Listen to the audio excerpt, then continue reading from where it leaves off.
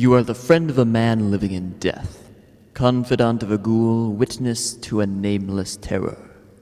You are a guest where dread holds sway, as Edgar Allan Poe recounted in his famous story, The Fall of the House of Usher.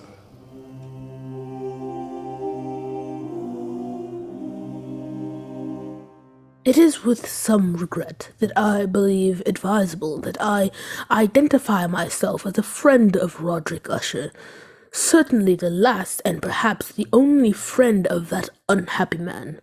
Having only one sister, he was the last male descendant of the ancient house of Usher. Roderick had been one of my boon companions in boyhood, but many years had elapsed now since our last meeting. And so, as I held his letter in my hand, not yet opening it, I reflected with no little sadness upon the devious fates of the chart of our courses and drive old friends away from one another. But then a sudden feverish and nostalgic curiosity laid hold of me, and with fingers made clumsy by their eagerness, I tore open the letter and read, My dear friend, my deed of you has so far outgrown my pride, and that I am going to request a favor, which I realize full well may involve considerable inconvenience to yourself. For some time past, I have been suffering from an acute bodily illness intensified by serious mental oppression, if I may so call it. A horror which looms over me, a horror grown so great I dare no longer face it alone. And so, in all humility, and for the sake of years gone by, I beseech you to come to me at once, here to the family estate in the north. Should events conspire to prevent your coming, then only God may know the consequences. Your friend in desperation, Roderick Usher. And so it happened that at the end of a dull, dark, and soundless day in the middle of October, I found myself as the shades of evening drew on, within view of the grim and melancholy house of Usher. I confess that the first sight of the house, the fungus-covered walls, of the stone thrusting their crumbling ramparts against the darkening sky, rising out of the sullen, sluggish waters of the black tarn at their base. The bleak and vacant windows staring blindly, the bone-white trunks of decaying trees. These things filled me with a nameless and desolate terror, so that I reined in my horse and sat trembling, half fearing to cross the wooden bridge that led over to the waters of the moat and up to the entrance of the house of Usher. Then, impatiently, I shook off this strange feeling of dread, and was an instant later clattering over the wooden bridge and onto the courtyard. I dismounted quickly, tossed my reins into the silent lackey who approached, strode across the gravel and up to the massive wooden portal, the door to the house of Usher.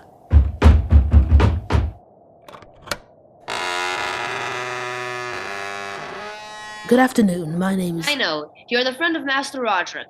Please come inside, sir. Thank you, but may I inquire how you happen to know me? You have been expected for some time, sir. Yes, but true, but also I'm a stranger to you, and could be some other visitor. That you could be anyone other than the friend whom Master Roderick expects, sir, would be impossible. You see, no one else would ever come to this house.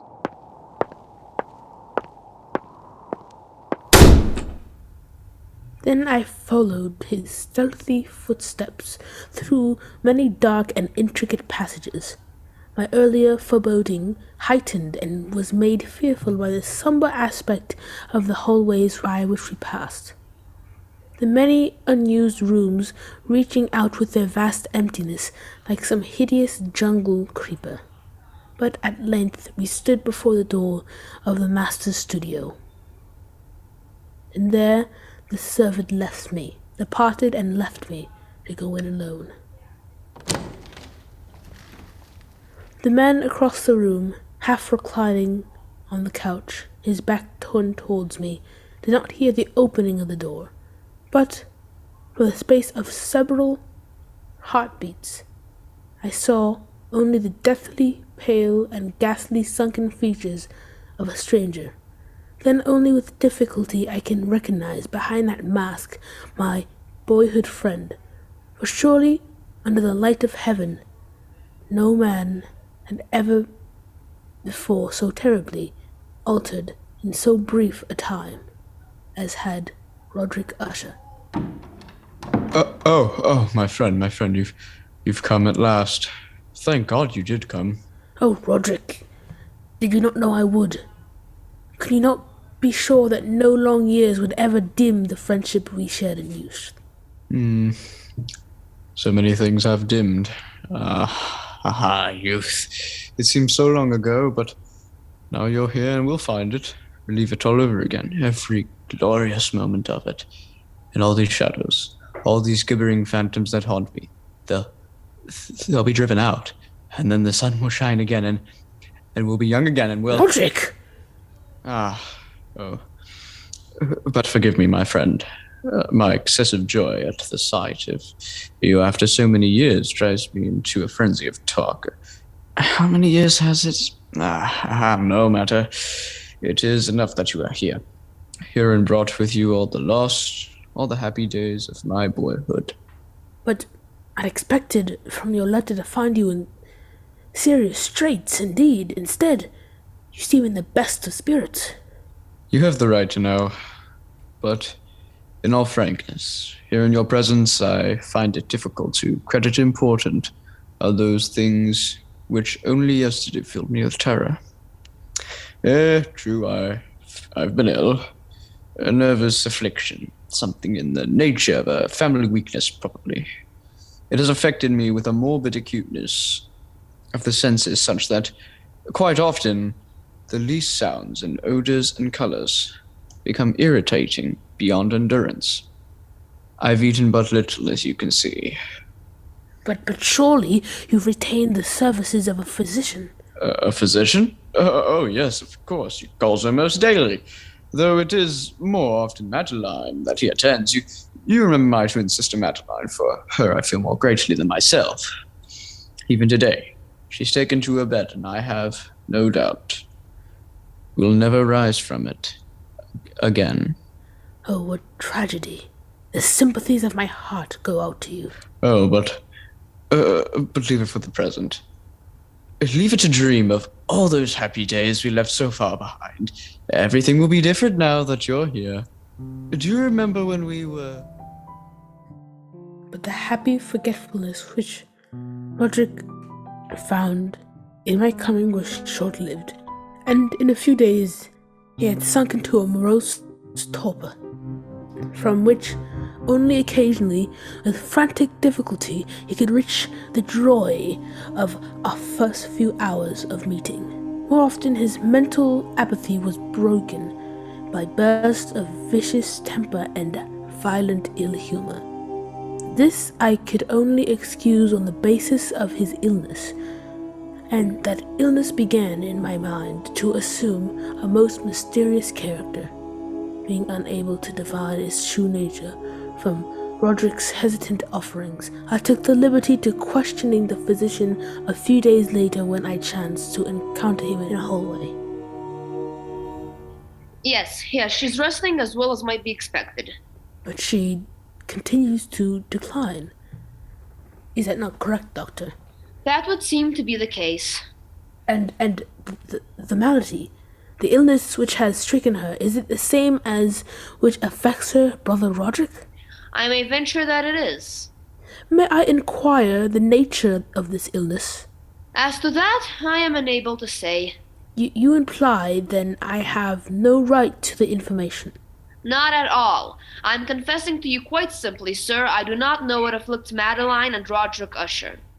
And so a week passed. A week in which the sullen, leaden skies darkened into a deeper oppressiveness, in which Roderick's deathly pallor and creeping mental disillusion grew more apparent. A week in which the monstrous atmosphere of this ancient mausoleum began to crawl insidiously within my own consciousness, stirring into a life of formless, unknown dread. Then, one evening, we were sitting in a vaulted studio while the first shadows of night began to flow together into pools of darkness. Roderick had been unusually troubled during the day and had been trying to find some solace by playing on the violin. All of a sudden, there came a knock upon the door. Stop it! Stop that infernal pounding! Do you hear? Do you wish to drive me completely mad? Open the door and come in. Just come in! It's the doctor. Well, what is it? What do you want? Master Usher, I regret that I must say this, but it is my sad duty to inform you that your sister Madeline is no longer living. Madeline? My sister? Then she's dead? She breathes no more. Dead. And perhaps, my dear doctor, you can tell me what caused her death? Unfortunately, I can only take refuge in term heart failure. Heart failure? Yeah. Yes. Yeah, of course. Of course. Very well, doctor. If you will be kind enough to wait, I'll come down directly and discuss the arrangements. At your service. I bid you good afternoon, gentlemen. Roderick, I assure you of my deepest sympathy. You do? Your deepest sympathy. The doctor regrets his sad duty. Are you fools? Both of you fools? I don't understand. Haven't you seen it yet? Can you not feel it about you? The horrid, monstrous, brooding spirit of this accursed house? Can't you hear its evil laughter as it lurks in the hallways and grows fat upon the soul of my dead sister? Roderick! Can't you see that it matters nothing to me that she's dead? That I myself walk but a few steps behind her into the same shadows of hell? Can't you sense those hideous tentacles, even now, reaching out for me? For me! Oh, now the last living thing, if it be living, the last living descendant of the accursed house of Usher. Such was the passing of Madeline Usher, once living, now dead, and her very death, untimely in its aspects, bore to my trembling soul a portent of events yet more hideous, more horrible, and yet to come. An hour later of that same sad night, Roderick came into my chamber to voice an intention so morbidly unnatural that, for the moment, I can only feel that his tottering reason had at last failed him entirely. Then you refuse. But Roderick, this is madness! I tell you, before this night is over, the confined body of my sister shall rest in the vaults beneath this house, and if you will not help me, I shall do it myself. But why? Why? I could not stand to think of her buried, out there in the dark graveyard, alone among the dead. Roderick, she too is dead! It's fantastic how little we know of death or of life. The doctor says she no longer breathes. She is dead! She was so lovely, my sister. Roderick! I must keep Madeline near me. Nothing but evil could come of such an act. I can trust no one but you, not even the physician himself. He hates us because he can't discover what it is that kills us. Even he might steal the body of my beloved sister, and he might learn our secret. You understand, don't you, my friend? Yes, Roderick, I understand. And so it came about. Near midnight, we two alone made our way to an upper chamber of the house, and taking up the black coffin between us, In the shuddering light of candles, we walked the tortuous passageways, slowly descended the curving stairs of stone, passed beneath the moldy level of the earth, forced open the massive and aged, rusted door of iron, and stood at last with our ghastly burden in a subterranean, dank and musty crypt underneath the house of Usher. Over here, my friend, on these trestles. Yeah. Now, a trifle higher with the head. There. There. Oh, may you sleep in peace and dreams, sweet sister. For I who tread the same path soft behind you.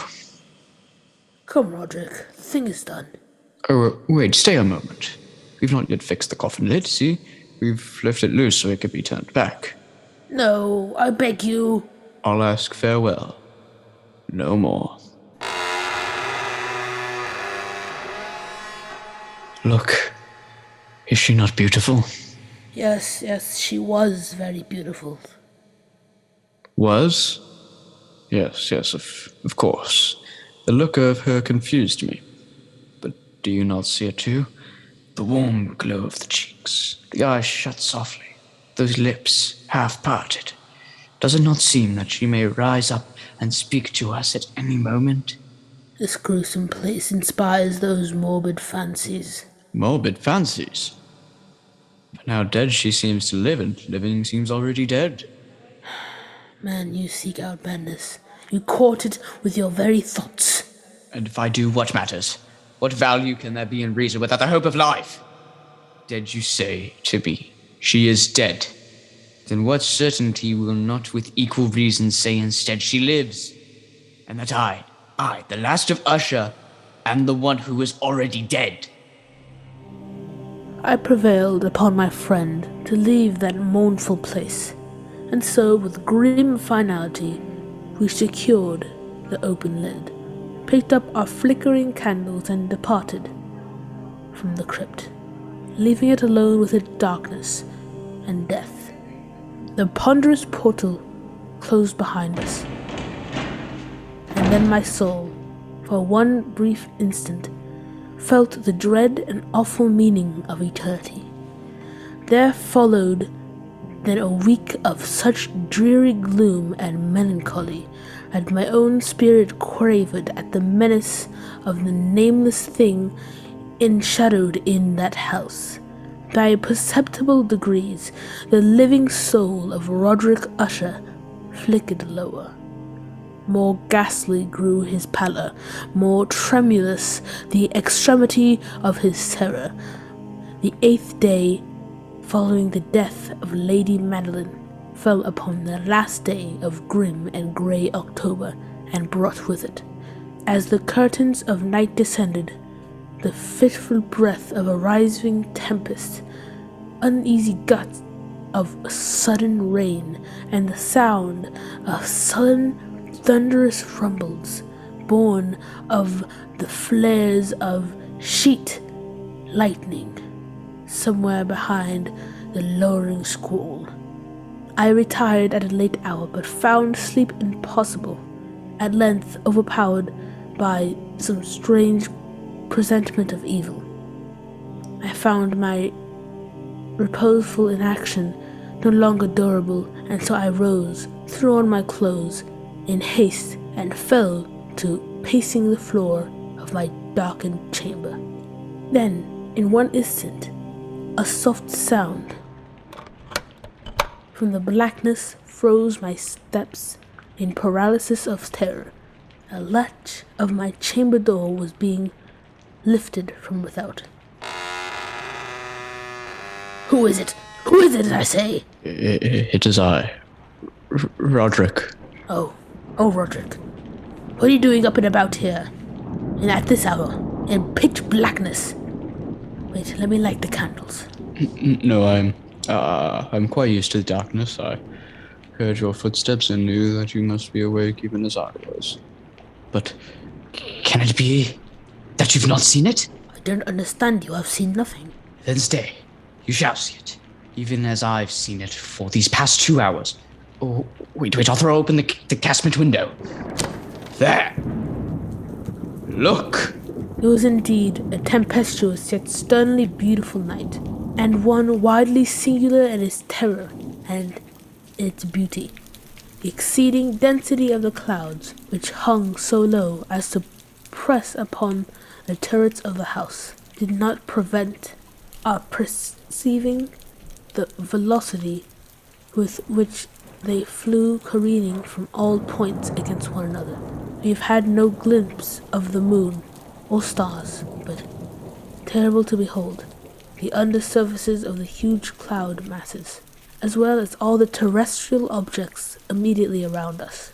We were glowing in the unnatural light of a faintly luminous and clearly visible phosphorescence, which hung like a shroud about the mansion itself.